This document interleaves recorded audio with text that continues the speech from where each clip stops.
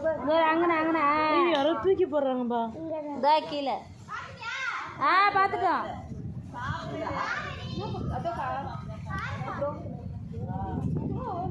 அதை மேய்ஞ்சிட்டு போதே.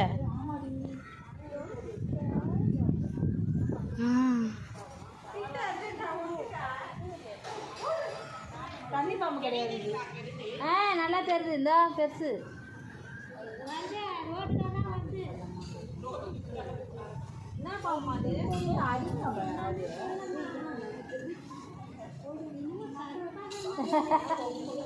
அக்கா நம்ம வண்டி தாங்க்கா இருக்குது.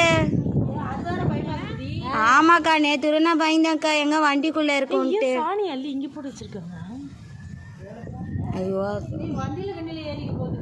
அதுக்கு தான் பார்த்துட்டு இருக்கிறேங்க்கா.